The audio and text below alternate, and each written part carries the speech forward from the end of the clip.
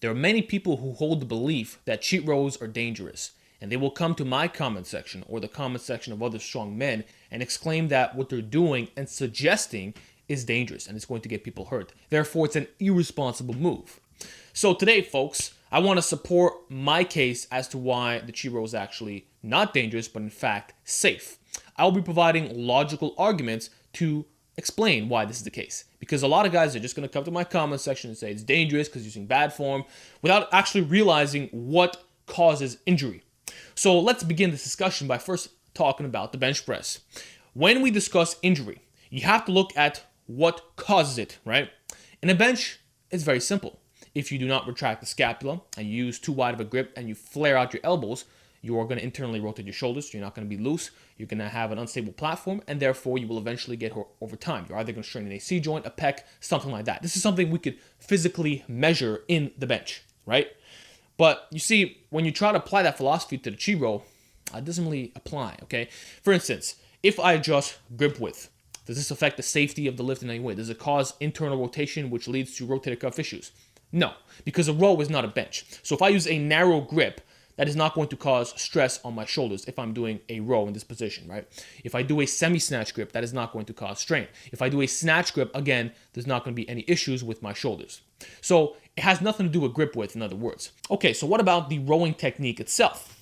The positioning of your elbow. Okay, well, if I row really, really low down to my lats, is that dangerous? No. If I row towards the belly button, is that dangerous? No. If I row towards the upper abs, is that dangerous? No.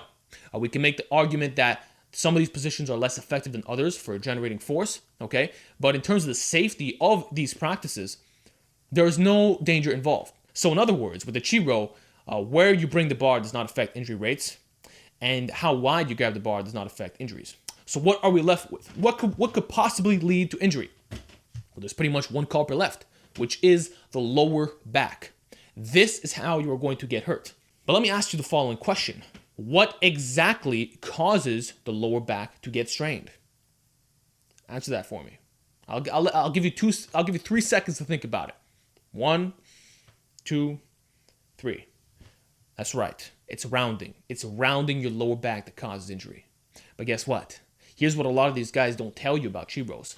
You are not rounding the lower back. So if you cut out that portion of it, what are you left with? You're left with a pretty safe movement. And that's the motherfucking truth. Guys don't want to look at things objectively. They just like to say it's bad form, using momentum, therefore it's dangerous. But they don't actually look at what's causing injury. If you keep your lower back tight / neutral throughout the entire row, you're never going to hurt your lower back. And this is precisely why I've never had a strain in my lower back from doing cheat rows, even though I've had multiple strains from doing deadlifts. How many of you dudes woke up one morning from doing the heavy session of deadlifts, let's be honest here, let's be real, and your lower back is aching? Oh, I hear crickets. You know why? Because you fucking know I'm right. You know that the injury rates for deadlifts are far higher than a cheat row. I've never woken up with a back strain from a cheat row because I'm always keeping it neutral and tight.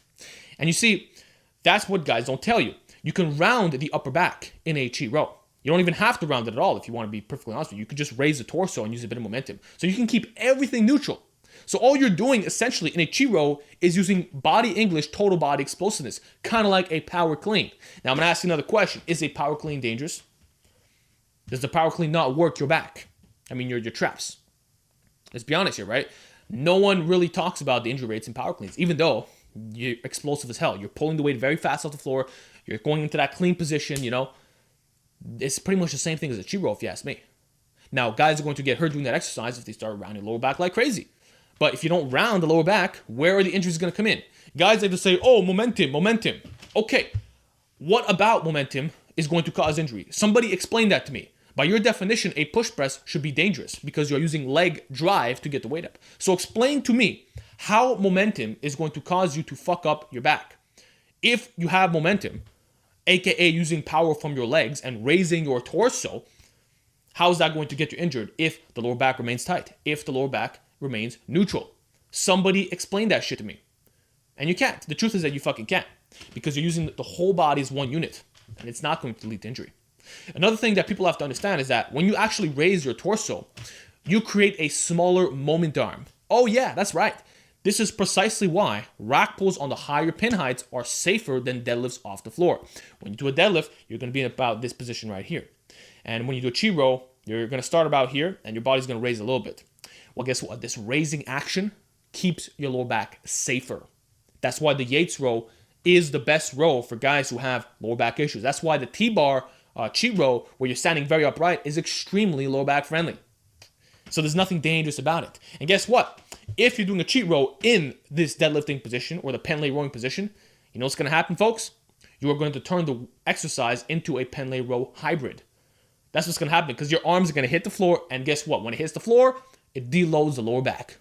Oh, but people don't tell you that, right? They just see a guy swinging and using bad form in a sense, and they say, oh, it's going to lead to injury. But what is going to cause the injury?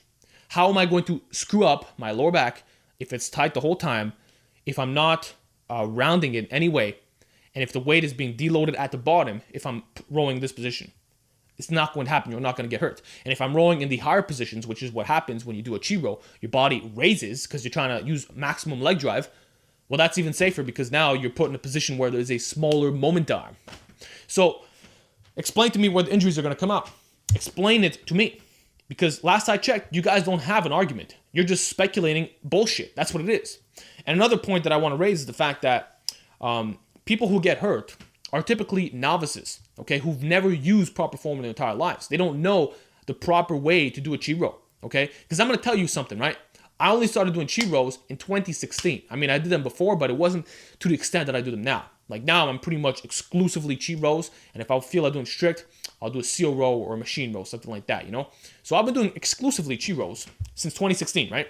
Well, that tells you what? Well, it means that I've been doing strict rows my entire life. I've been training for about 8 years now, right? And the majority of that consisted of proper form rows. So I understand what proper technique is. I know how to turn on my back. I'm not a fucking idiot, all right? So that said, guys like myself or other advanced lifters in general are the ones who are the safest when doing chi rows because they're not going to round the lower backs in any way. The ones you got to be careful for are the novice lifters who have very weak lower back and abs and they don't know how to row. And that's where the injuries are coming in. A few days ago, I had a guy message me, he sent me this post exclaiming that there was a novice. He was benching 135. I shit you not, benching 135. And his row was even less than his bench. And he said that cheat rows were stupid as fuck and dangerous because he screwed up his back doing it. Well, no shit. You're a fucking... Dude, you're rowing less than 135 and you're using the cheating style that I recommend in my videos. Are you fucking crazy, bro? And then you're going to tell the world with your shitty novice experience that cheat rows are dangerous. Really? Well, I guess they were dangerous for me, for Eric Bugenhagen, for Scott Herman, for George Lehman. I guess we're all living in Snap fucking City, right? Guys, the truth is that they're not dangerous. If you know proper form, you've been building it up for a long time, and you have strong low back and abs, it is what it is. You're not going to get fucking hurt, okay? The only guys who fuck up their backs doing chi rows and they give it a bad name are those that are novices, that are noobs, okay? If you could row over 2 plates for reps, strict form, okay, let's say 225 for 10 reps, give or take. You honestly think you're going to get hurt if you decide to raise your torso a little bit? If you decide to use a little bit of leg drive to get the weight moving up, you honestly think you're going to get hurt? If so, man, like, you know what? Just stick to your fucking machines. Just stick to your machines. Because I don't know what to tell you, dude. Last I checked, there's nothing that's going to lead to injury if you're using a bit of momentum. There's momentum in a push press. Why is a push press not classified as a dangerous lift if using leg drive? Why are snatches, why are all these Olympic lifts not dangerous? Even though it's the same mechanism of a chi row. You're using full body momentum, okay?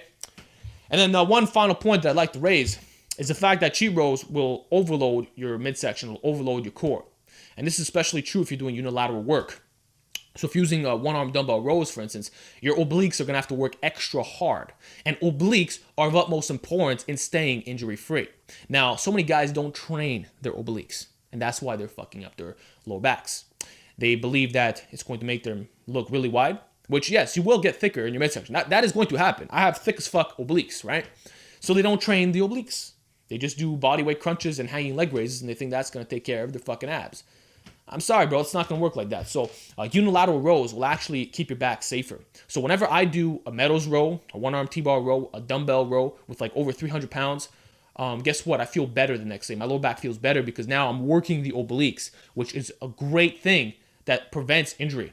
And when I do my regular cheat rows, because the weight is so fucking heavy, I gotta really stabilize my core. I gotta keep my low back neutral. I gotta keep it tight and really like keep my midsection flex with this heavy weight. So you're overloading your midsection. You're teaching yourself to not get hurt in these positions. And that's why a guy who does cheat rows, when he goes over to strict, he's strong as fuck. Whereas a guy who does only strict, if he decides to cheat, they get hurt. They get hurt because they're weak as fucking shit.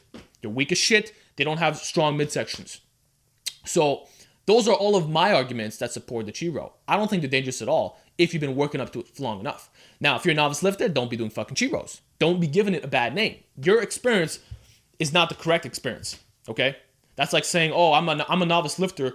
I didn't retract my scapula on the bench. I flared, and now I fucked up my shoulders and I tore a pec. So you know what? Bench press is dangerous. No, motherfucker, no. You screwed it up.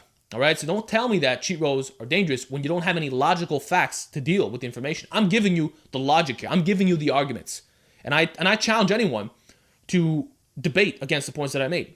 But chances are they're not going to come up with anything special. They're just going to say whatever's on their mind, some stupid saying, oh, you're wrong, you're dangerous, without any factual arguments. They act emotional. They don't think logically like men. And it is what it is. So that's it for today, folks. I hope you enjoyed this video. Hopefully you can get on some cheat rows and make some real gains. I know that in 2016, my upper back and traps definitely blew up for doing it. And I wish you the best as well. So give me your feedback down below. Tell me, do you agree with my points? And with that, I will talk to you all next time.